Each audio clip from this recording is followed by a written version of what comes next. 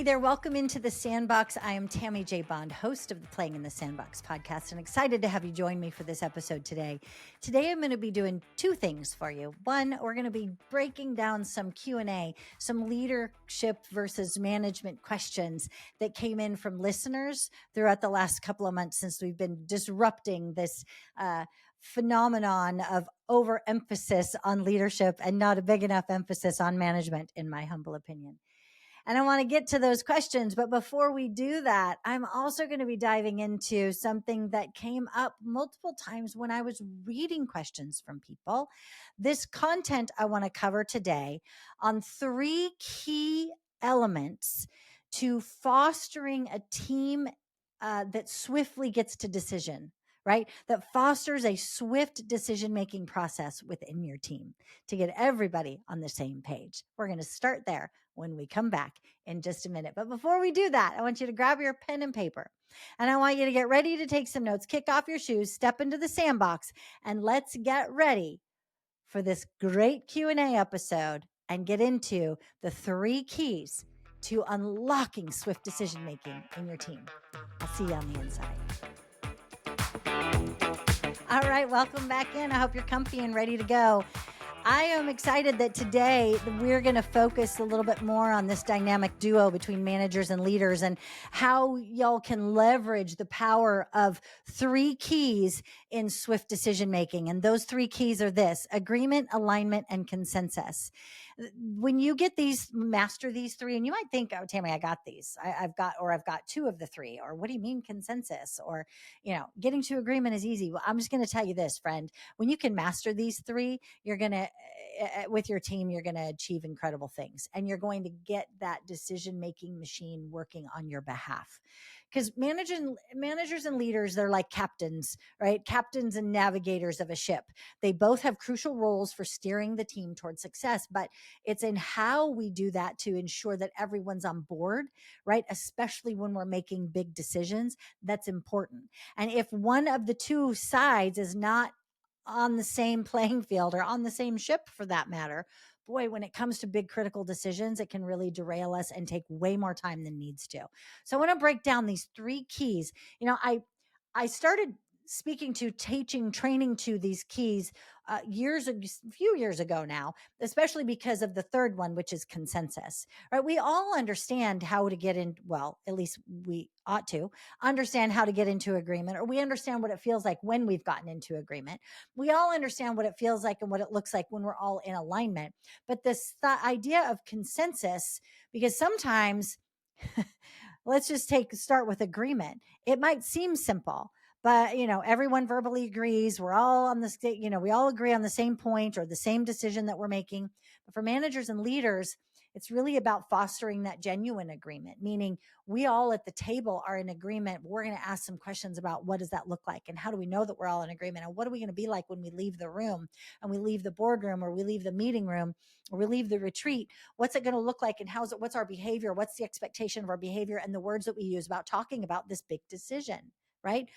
We also want to get in agreement on that, right? Because that means that we're creating a space for open discussion and that people are feeling heard versus just getting to a quick yes, right? The quick yes to avoid conflict. Let's say you've got some conflict avoidant managers that you're working with, and you're one of 5 managers that you're working with. Yeah. Somebody might just get to a quick yes, but as soon as the meeting's over, they're going to talk about and try to derail it. Well, because they really didn't mean yes. They just didn't want to address the issue that they were having or the concern that they had. The way that you can help them, right? And the way that you all as managers, leaders get on that same proverbial page, right? You want to make sure you understand what your agreement means. What does your yes mean? Let your yes be yes and your no be no, right? But we want to make certain that to avoid, if we have a conflict avoidant or we're trying to avoid conflict because we think that's going to get us off track, we want to address the why of that and then how we move through it so that our yes is yes. Okay. So while getting into agreement might seem simple, I've actually seen more people get derailed and off track because the yes wasn't truly a yes. So the way you do that as a leader and manager is make sure you are in alignment to, or in agreement with, and an understanding of what that yes means and how everyone is seeing themselves in that. Okay. And then we want to move into there's alignment. That's another level, right? That takes things in this process of decision making a step further. I want you to imagine with me, right? Visualize this with me for a minute. Right? A perfectly synchronized rowing team. If you've ever watched a rowing team and you see their movements are identical, right? They're all the same and they're perfectly synchronized, moving in the same direction. Everyone understands the goal, they trust the plan, and they contribute their individual strengths to the goal and the plan. And they understand how their individual strengths are utilized by the team as a whole. That's alignment. That is a perfect definition and scenario of what alignment looks like. As a manager or a leader, you have the opportunity to build alignment by ensuring that everyone has a clear understanding of the situation at hand, the desired outcome, and the reasoning behind the chosen path. Because it doesn't mean that everybody's going to be part of making the decision on the path, but you want to make sure they understand the why to that. That's how you get them into that alignment toward your why. They don't have to be part of it. You've got people on your team that don't feel like they even have to or want to be part of the decision. They just want to know what you're doing, why you're doing it. They want a clear understanding of how it impacts them or how their contribution matters to that part of the process. So bottom line, agreement focuses on a specific point. Alignment focuses on the big picture, right? Agreement is we're doing this for this time. This is how, this is what, right? Big picture, this is the why we're doing this. And yes, the how is going to play into it, but it fosters that sense of shared purpose when we get everyone into that alignment. And that comes from you as the leaders to make that happen. So now the third part of that, and this is where it's going to take some more time and it's going to take some more heavy dialogue and better questions to ask. And that's this idea. This is the element of consensus, right? It really is a golden standard, right? Consensus is where everyone actively supports the final decision, right? It takes time and effort to get into consensus toward that final decision. But for high impact choices, that time and effort is essential. We don't want to move too swiftly in through the yes, yes, yes, but we haven't weighed the cost of the yes, right? We haven't weighed the outcome of what does that really look like, or what's the input from the team to be able to get the outcome that we're looking for. Managers and leaders become facilitators in this process of getting into consensus. Consensus often becomes the necessary part of the equation when we don't have that agreement and that alignment at the table that we talked about. When we aren't getting to that, we then want to get to consensus, which means it may not be 100% of the people at the table that are in agreement or alignment with the direction that we're going. And as the leader, you're going to take the temperature or take the tally or take the poll and by a show of hands and see who is in agreement and alignment. You might have 8 people sitting at the table. 3 of them are not in agreement or alignment. 5 of them are. We're going to set the amount of time to answer the questions that the 3 people might have. And in an effort to get to consensus, what we do in that moment, we do our part as healthy, strong leaders, leading healthy, strong teams to answer their questions and help them to hopefully get into alignment and agreement. And if not, let's say you've maybe moved 1 over and now you still have 2 that are on the outside, but now you got 6 that are like, yes, we see it. You can then say, okay, we're going to get to consensus that this is where we're going and this is how we're going to do it. And this is who and what's doing, and the what of it. But when we leave this room, we're going to put on the 100% aligned and in agreement. We are in consensus that we're moving forward. And we're not going to be talking about the disagreement or the fact that 2 people are still holding out, because those 2 people, as a member of this team, are going to be in consensus that, yes, while I may not be wholly aligned and in agreement, I support and trust the direction because I support and trust the team. And I'm going to do this because the team says yes. And I'm going to zip it when someone asks me a question, or I'm going to zip it let me say it this way. I'm going to zip it when someone asks me a question that I can't answer wholly or don't want to because I'm not in agreement, right? I don't want it to appear as though I am in any way negatively coming against what the team has decided on and the direction that the team is going. Why is that important, Tam? Well, friend, that's important because if you don't, what happens to the people that are boots on the ground on the outside of the room that you're making this decision in and getting into consensus in? You're actually going to push them away and think they can't trust leadership. They can't trust what management is doing. Nobody has control at the helm. Nobody's actually making the decisions. It's just um, uncomfortable. It's an uneasy environment for them to be in, and they can't trust it. And you don't want to create that or foster that. We want to show that we're all in agreement. If you still have a disagreement, then you pull aside the people that you are in disagreement with on the leadership structure side and the management structure side and talk about that to find the middle ground, getting to consensus where we can be in that room and we can say, I am only 70% there. I'm not 100% there, but I trust you. So I'm going to, when I leave this room, I will be 100% there, but I'm going to voice my voice of dissension in this room because this is a safe place to do it. And y'all are going to create that environment. You tracking with me? Because consensus isn't about we're all like everybody is all sold out. I might have 6 people all yes and 2 people that are maybe or I'm not sure. And I trust the team when we leave for the good of the whole of the work. We're going to be at that decision of consensus because I see the value of it for everybody else, right? That is how it works. So let's give you a little bit of a roadmap here of how this might play out in the real world. For managers, we're going to start with you. So y'all often take the lead in building alignment. You're the ones that have that closer relationship with the boots on the ground staff to get the work done. You work closely with the team to help them to understand the problem, to brainstorm solutions, and ensure that everyone is on the same page about the goals and about the direction that we're heading. And so during this process, managers, you're going to be naturally seeking agreement from people on the aspects of all aspects of the plan or on specific aspects of the plan. As the manager, you were in that meeting and you got to consensus, but you were on the side of I'm only 70% there. You're going to ask the questions to help your people be 100% there. And you're going to encourage them by showing them you are totally bought in that this is the direction that we're going. They cannot, it is imperative, managers, that they do not see you hedging at all, that you are not 100% aligned with the direction that y'all are going. Otherwise, you're going to derail the work for your people. And that is not easy to recover from.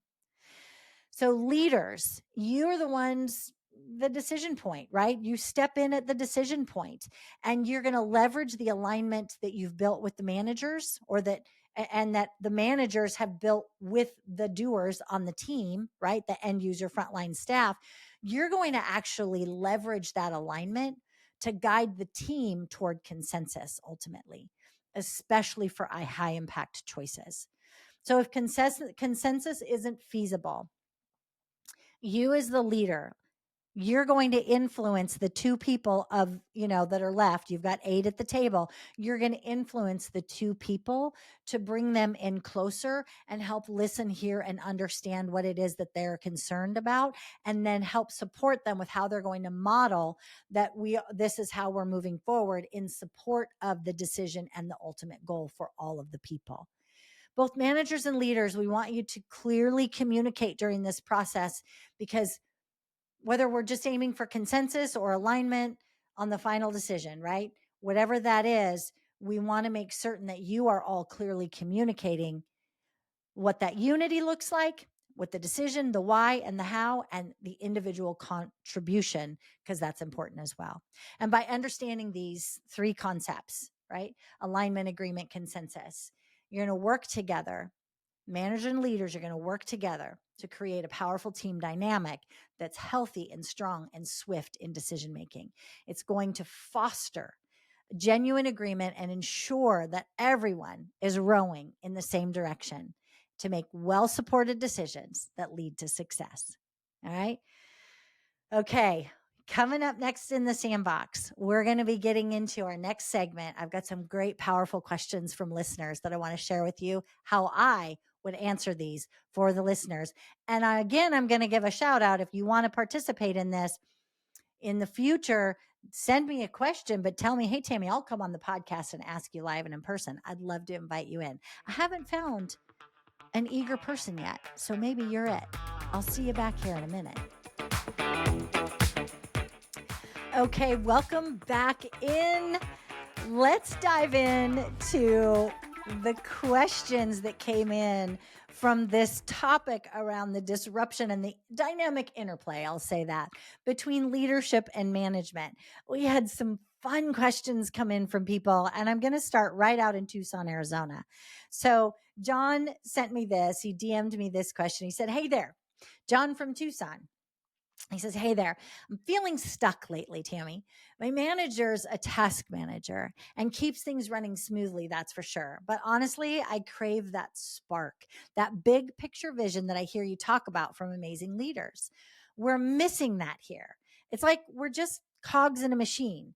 How can we bridge the gap? How can we get our leaders to paint a picture that makes us want to jump in and give 110%?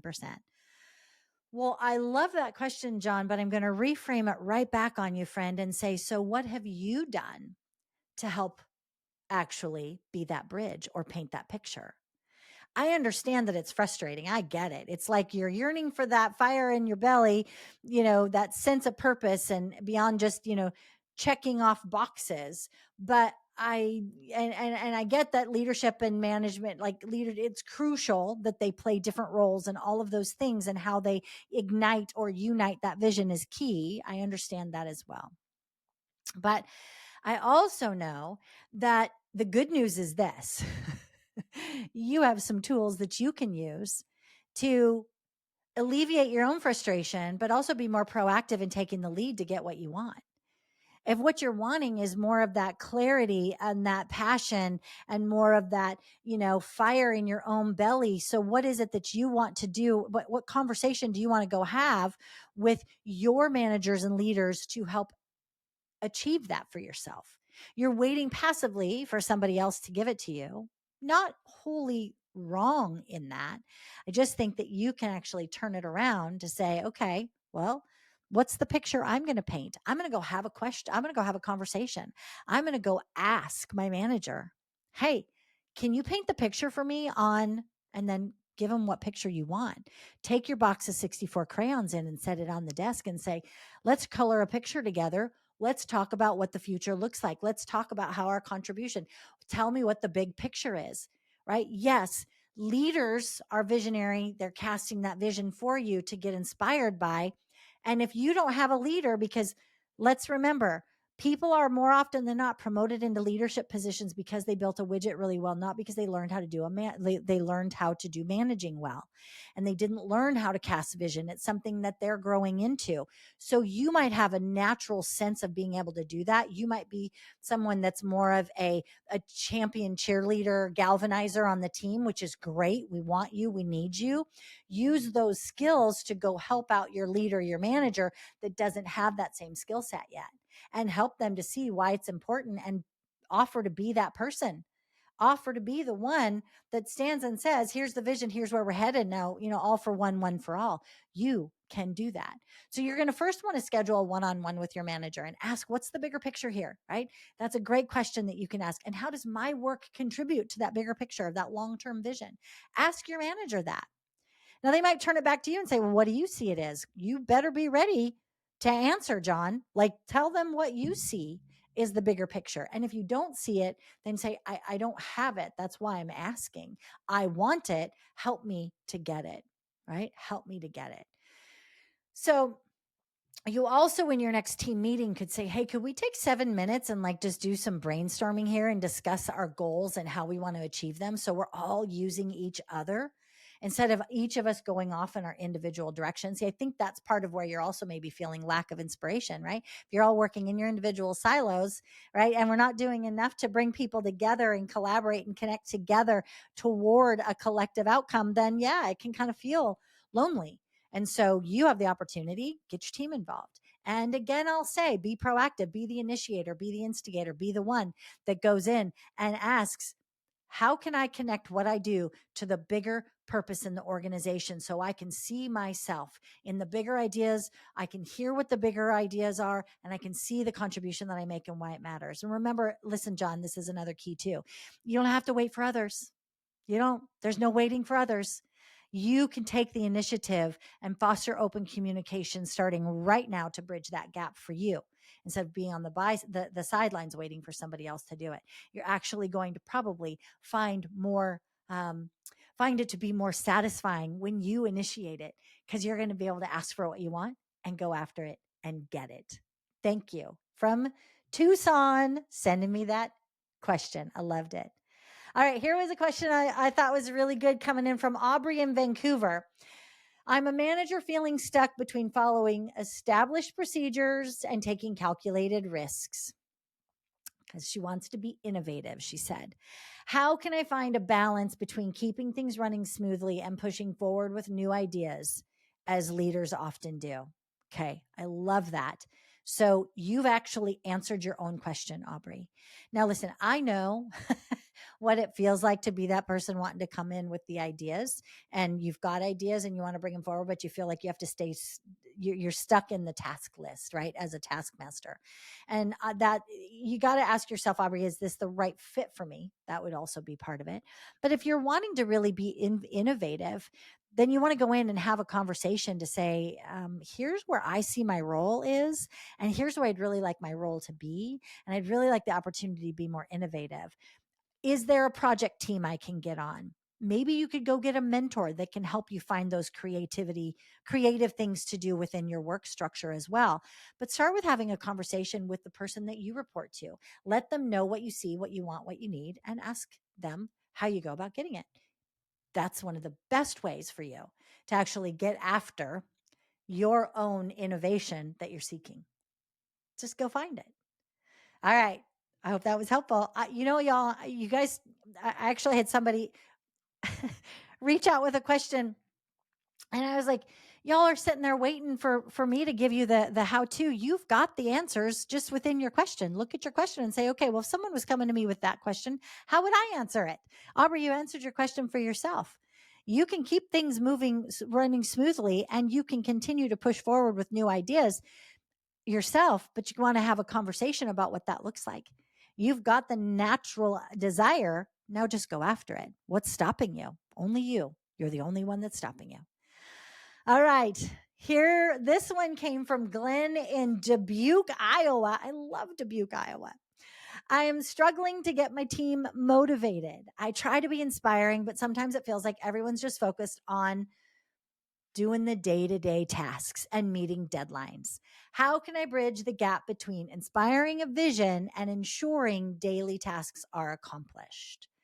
Got it. Kind of similar to Miss Aubrey from Vancouver, right? You're now looking at it as, how do I make my team, help them be motivated beyond just me being motivated as she was? So here's what I want to encourage you with, Glenn. Motivation is complex. We get it. It's a complex topic. But at the same time, it's super easy, right? It really is. You want to be that person that helps people to connect the dots. And I think what motivates people, I know, and statistics show, what motivates people is when they see themselves in the end result and they see the contribution that they make and why it matters. And that's where you want to help people to see is how their contribution aligns with the larger vision. When you help your team see that and they can speak it for themselves, and it starts by even asking them a question. Do you see your contribution to the bigger vision? What is that? Tell me more.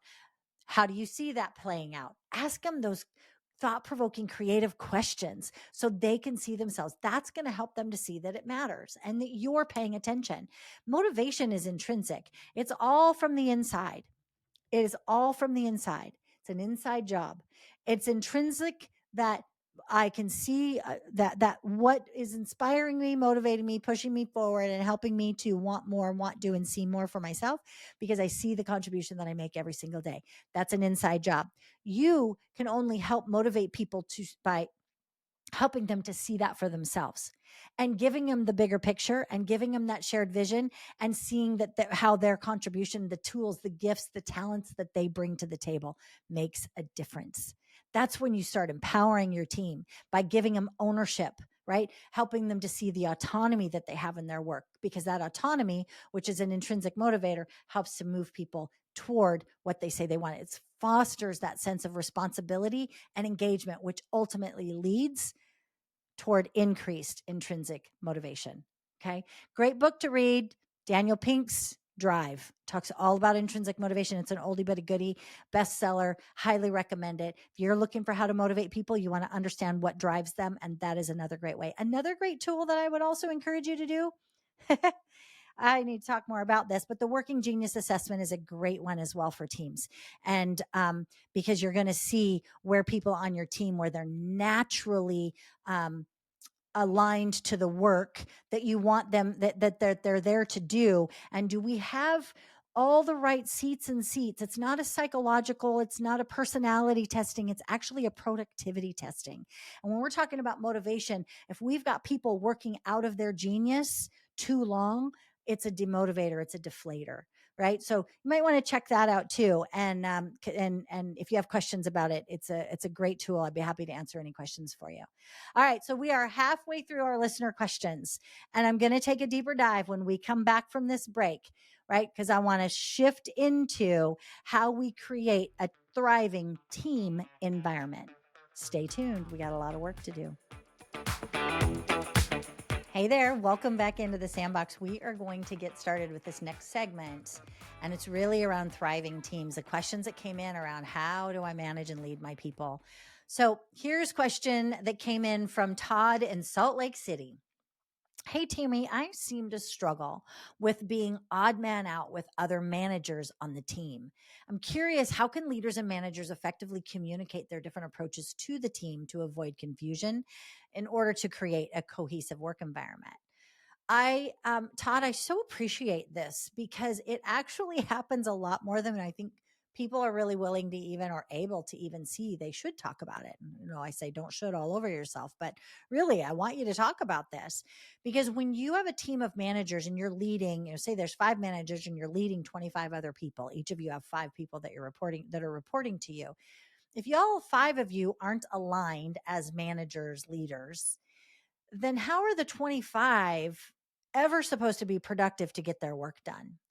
If we as the management team aren't aligned, and when you say you're odd man out, that tells me you might be approaching your management style different. You might be the one that asks more questions. There's a whole bunch of follow-up questions, Todd, I'd love to ask you, but because you have different approaches to leading, where that gets tricky for us is when our employees are at the water cooler or in the parking lot and they're having conversations, or they have the Zoom call not on the Zoom call, or they're feverishly texting while y'all are on a Zoom call. They're texting amongst themselves to say how terrible, the call is, or how each of you 5 managers are doing things different, and they're comparing war stories. And then that causes divisiveness, and that causes us to get off track from our goal. And that causes us to get out of alignment with the vision of where we're supposed to be heading, right? So what I would encourage you to do so that you have that cohesive work environment is, first and foremost, the 5 managers, y'all get into a meeting, because I know that clear and consistent communication is key. And I know the strategy to get there is to have meetings together. So firstly, have a meeting of the 5 of you. Do we all see this as a problem? And I would name it. I would say, I'm feeling like odd man out because and then go in with the situation and what it is that you're doing and the impact, that SBI, right? Go in with what the situation is to that meeting with your peers, talk to them about it, ask them how they see it, ask them what their thoughts are, and co-create together maybe some options and solutions. Maybe you're feeling that way and they don't see you that way. So you want to talk about this odd man out feeling that you're having with your peers and have that dialogue with them, right? So there's that. And then you also, as the 5 managers, want to be having joint meetings with everyone. Or maybe it's you pair off and you do a 2x2, or you do 3 of you go into one team meeting with just, you have your 5 direct reports, and you bring in Joe and Cheryl with you, who are peers, to your meeting so they can see how you run it. We want to make certain that whatever direction that we're all going, that the vision is clear and that that the how is, I'm okay if the how you take your 5 team members is different than how Joe and Cheryl take their 5 team members. So long as we all understand the end result is the same, the end goal, the target is the same. We all have the same priorities. We all have the same goals. How we get there, I'm not as worried about. So it might feel, because you're going a different way, a different path, your how is different. It might feel that you're odd man out. As long as we're producing the results that we want to produce, that's what leadership is telling us to do. Then I'm okay if you're taking a different path to get there. And I say that to then follow up with, that's where that clear communication with the staff members, the team members, is important. You can tell your teams, hey, listen, I have my approach, Cheryl has hers, and Joe has his. We all have a different approach of how we're taking you to this end result, but the result, the goal, doesn't change. That's important. So when people start talking, if we all have the same vision for the end result and how we get there is different, I'm okay with that. That's a different form of conversation I'm going to have with my team. What we're setting up here is transparency and alignment. Right? We want leadership to give us as managers, right? We want to have the clear direction, and we want to be transparent and aligned with each other and open with our communication approach. That's important, because if there are any differences in that, we want to make certain that we're addressing it, because if you're not going to address it as a team of 5 managers peer to peer, I promise you, it's going to be addressed by the 25 people that you all are managing. And they're going to potentially derail you because because you guys aren't aligned. So get into alignment. That is key. The feeling that you have of odd man out is a direct one-on-one conversation that you also want to have with your leader over you 5 managers. Okay. So whoever's leading you as managers, as a team, you want to have a one-on-one conversation with them. Check in with them. How am I doing? What more do you need from me? What do you think is my greatest opportunity for improvement? Can I share with you what I see? Can I share with you how I'm feeling? Here's what and then you insert that I'm feeling like odd man out, and be clear with examples if possible, Todd, important, so that you actually tell them why you feel that way. So again, it's all about the way we set up the dialogue, but be willing to have it, get clear on you, your feelings about it, what it is you want as an outcome. It's okay if the 5 managers are directing their teams to the same outcome, but the path we get there is different, as long as we're openly communicating that we're all going to be leading different. And when I've gone into organizations and work with leadership teams where I see that get into trouble with this, is that the 5 managers aren't all talking about their alignment and then communicating that alignment, and that our approach might be different, right? We're not communicating that so that they see us as an effective team that just has different approaches and styles. And that's okay. Communicate it to get the clarity first. And then also, as I said, set up with a one-on-one. Who are you not to? Find out what more you can do. You may not be odd man out. You might be leading the tribe, right? The tribe of 5 of you. You might be leading that. You just don't know it because you haven't asked the right questions yet, Todd. So thanks for sharing that. I appreciate it. All right. We're jumping to Denver, Colorado. Colin in Denver sent this in to me. Hey, Tammy, as a team member, I sometimes feel caught in the middle between my leader and what my manager wants, right? What my leader wants and what my manager wants. So this is a boots on the ground, frontline delivery person, right? He's doing the work, Colin is. And so Colin's asking, is there any advice for navigating this? Because it's really uncomfortable to be in the middle. That is a tough place to be. Boy, I've been there before. I've seen it, and I've watched the pain of it. When we feel like, and there's nothing worse than you get a directive from your manager. You understand what the goal is and the vision is, and you get the directive from your manager. You go to work on that, and then your manager's boss comes in and says, Colin, why are you doing it that way? I didn't want you to do it that way. And you're going, but hold on a minute, because Sally said this is how she wanted me to do it. You don't want to throw Sally under the proverbial bus. What you can say is, good to know. Thank you. Can we get Sally into this conversation so the 3 of us can get on the same page? Because I want to make certain that we're aligned. That's not saying that Sally told you a different direction. I just want to honor Sally as my manager and bring her into this. Now, I have seen it where you have leaders that go, no, Sally knows what I want. You go do it. Just tell her I told you to do it that way. Okay. Then that's a conversation you immediately get up and you go talk to Sally, your manager, and you say, hey, Sally, just had, leader come in the room and this is what they corrected me on and said you knew. So how do you want me to handle it? Okay. And then I'm going to tell you this very boldly. Let's say your manager says, oh, the leader, I can't believe they did that. I'll handle it. I'll take care of it. Then you ask her, could I please be in that conversation with you so that I make certain all three of us are hearing and expecting the same results, the same thing. And when you start scheduling separate meetings with each person, each role, that can get dicey because there's the said heard, what was said and what was heard. What you said and what the manager or the leader heard in your individual meeting, they're running it through their own filter. And then they're going to go back and talk amongst themselves and compare notes. And if it's inconsistent in their mind, guess who they're going to be upset with? YOU. So the more you can work to have a meeting with the three of you to get that clarification, the better. Or an alternative is, this is one of my favorites I would do every time, no matter what. If you have a meeting and you get to talk about it with the three of you or not, I want you to follow up with an email and say, thank you for the meeting. I'm glad we got to discuss A, B, and C. I understand that my next steps are X, Y, and Z. And that way it's clear and it's in writing. Whether you have a meeting one-on-one or a meeting as the three of you, always follow up. If you can't have the meeting, then you write it out in an email what you understand your expectations are and you send it to the two of them. Okay. That's how you're going to navigate this.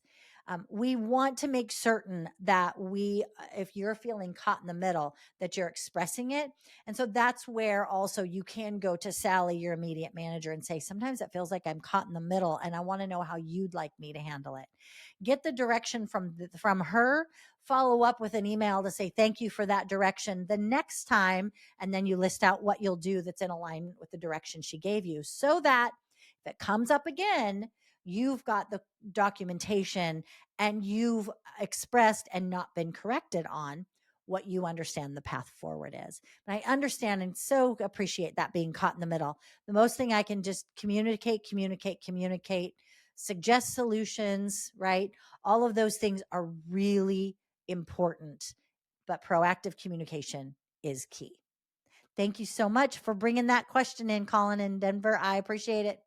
All right, here we go. Question from Portland, Oregon. Evelyn.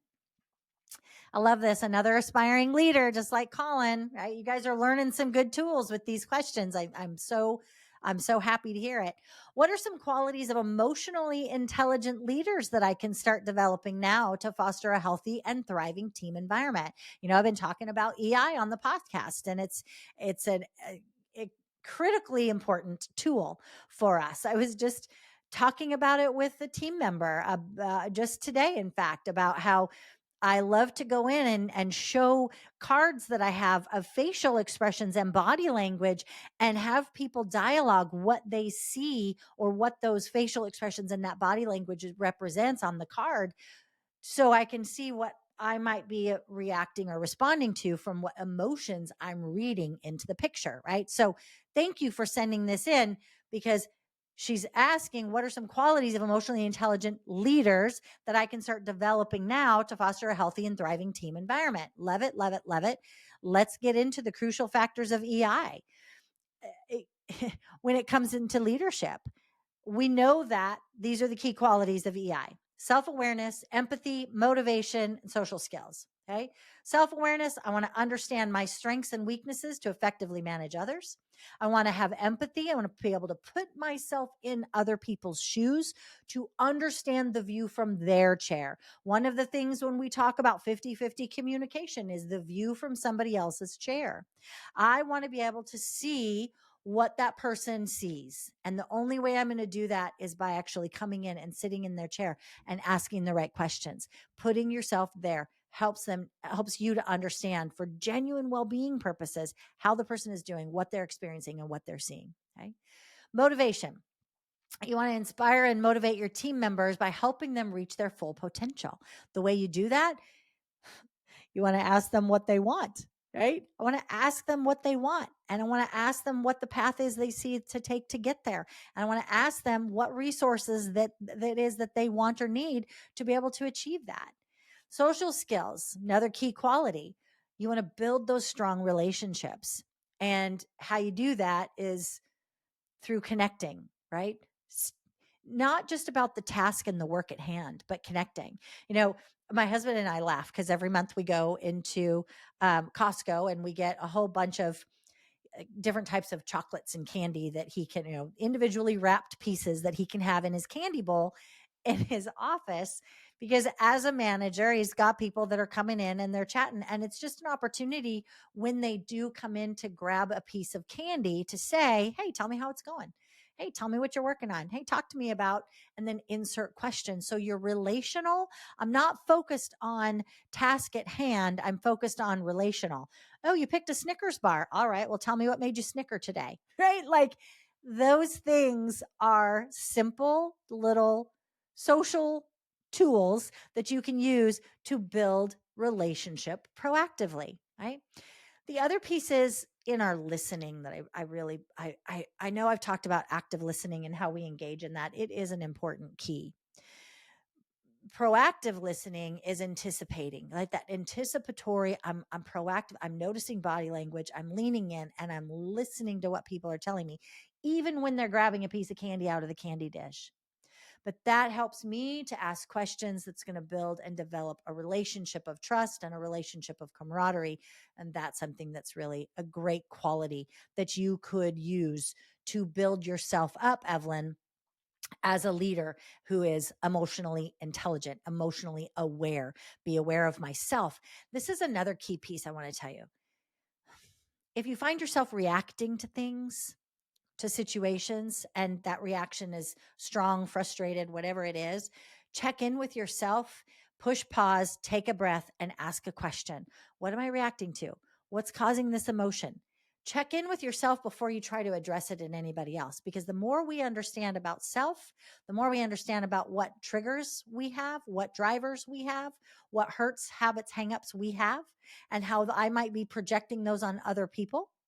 When I understand them for me, less projecting and more internalizing, I get to have those conversations with other people because I can then be empathetic to understand what I'm feeling to what they're feeling. And it's going to build my awareness in every situation. So it's not about developing by title. It's about developing by emotional awareness to for what a great leader makes in my mind, and practicing in your current role where you're at. So as you take on new responsibilities and you're creating your awareness around that, you're actually developing the very skills that effective leaders so need in the workplace. And you're creating positive change in yourself. And ultimately you will in your team as you take on more responsibilities to lead others. All right. Here's one last thing on this, Sal. That I want to actually say, Evelyn, that I think is important. I believe that as you're aspiring to grow in your leadership walk and you're wanting to take on more responsibilities, and ultimately with that, a title change and all of that, seek out mentors. I cannot emphasize it enough, and I so strongly believe in the power of mentoring.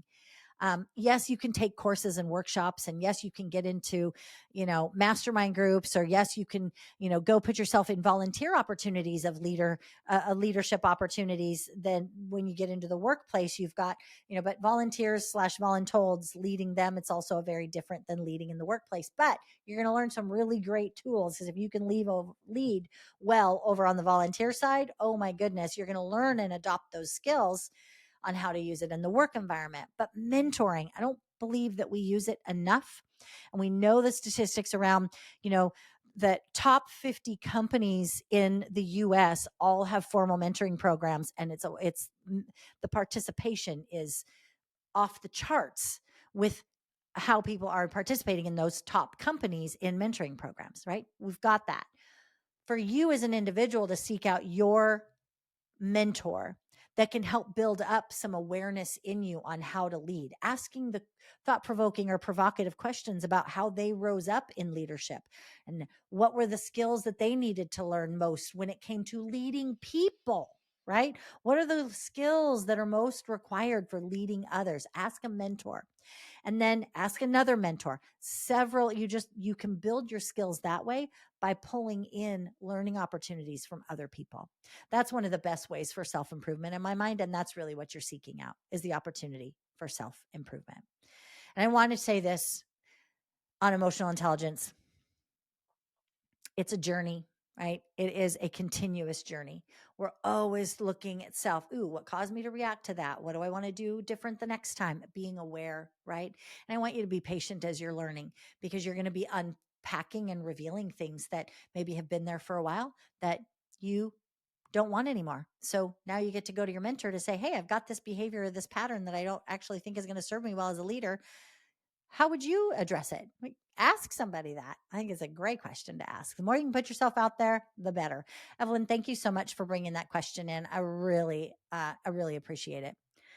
So here is my last and final. If I could offer one piece of advice to managers and leaders that are working together in an environment, and you're trying to develop your own skills as a leader, and you're watching your other managers and leaders around you, I want you to understand, no matter where you're at on this journey, the collaborative and complementary nature between leader and manager.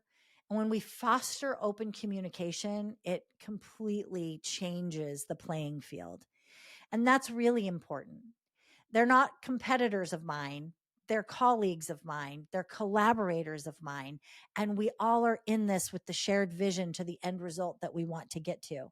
And you're taking that and taking that vision and translating it and putting it into action for self and others. It's not competition, it's collaboration that is key between management and leadership and how you work together.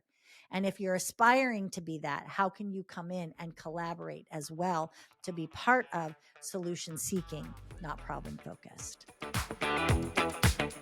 Hey, thank you so much for coming into the Sandbox today and joining me for this dialogue and the answering of the Q&A questions from listeners. It's been a great day. And my hope is that you're leaving with new tools, tips, and strategies to navigate your personal leadership, your team leadership, and your next bold conversation, that next powerful question that you're going to ask of self or others as you're raising your own emotional intelligence. And hey, it would mean so much to me if you would share this episode with a friend or a colleague that you feel could really benefit from what we've talked about in the Sandbox today. You know, third-party affirmations go a long way in today's world economy. And you taking the time to subscribe, to like, and to share this episode on whatever platform, it would mean a lot. And it also would mean you won't miss out on future content. And if you haven't headed on over to our YouTube channel, do that now, subscribe. And that way the newest content is also going to pop up there that you can get a hold of. And you can share it in team meetings because there's learning nuggets here I hope you are sharing far and wide. Now, remember, friend, leadership is not something that you're born with. It's something that you grow into. So thank you for taking the time to grow into your next level of leadership in the Sandbox today. Make it a great day. We'll see you next time.